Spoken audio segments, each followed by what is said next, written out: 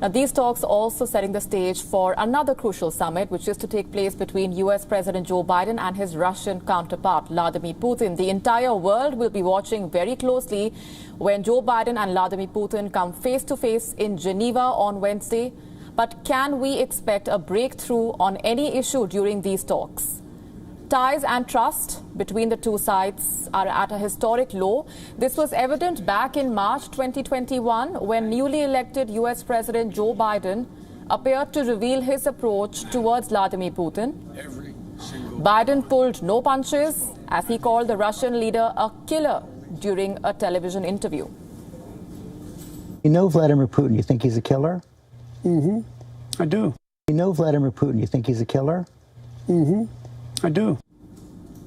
But just a day before that summit, Joe Biden changed his tone, asked again if he thinks Putin is a killer. This time, Joe Biden says that he finds the Russian president to be bright, tough, and a worthy adversary.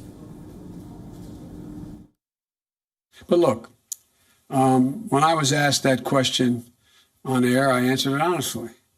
But it's not much of a, I don't think it matters a whole lot in terms of this next meeting we're about to have.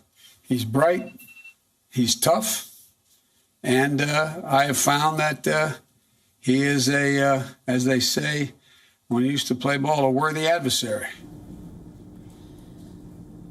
So is the Russian president also hoping to avoid unnecessary confrontation ahead of that meeting?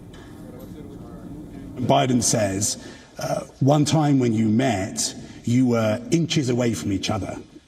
And he said to you, I'm looking in your eyes and I can't see a soul.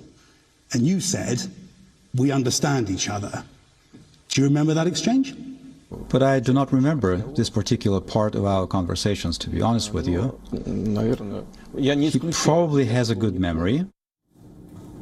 Biden and Putin seem to have come a long way since that killer comment, and a tense NATO-Russia military standoff over Ukraine has been safely negotiated. While Biden is hoping to avoid further conflict, the US president says he will not fail to protect democratic values.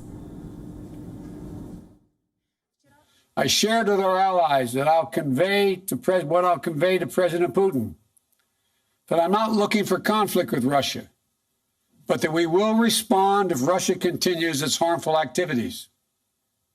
And we will not fail to defend the transatlantic alliance or stand up for democratic values.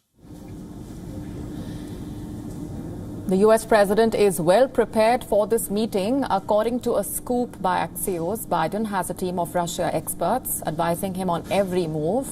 His team includes Fiona Hill, who is a former member of the U.S. National Security Council, former ambassadors to Russia under the Obama administration, Michael McFaul and John Teft, Rose Gottemoeller, who was NATO's Deputy General in the Obama era, and Eric Green, who was a Senior Director for Russia at the NSC. According to this report, the expert team agreed on the approach that Joe Biden should adopt, which is, I'm quoting now, blunt talk, leaving no doubt for Putin on where Biden stands, from hacking to human rights, unquote. President Biden's meeting with U.S. allies in the G7 and NATO also helped in building momentum for the bilateral with Putin. Let's take you through what the two groupings have said on Russia specifically.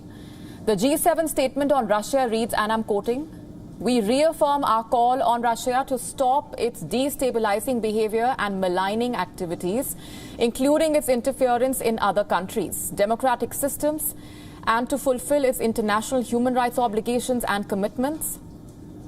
The NATO statement on Russia was even firmer as NATO members urged Russia to halt its military aggression, cyber attacks, election interference, and disinformation campaigns. NATO allies have backed Biden against common foe Putin. But it remains to be seen if the two leaders can end the deadlock.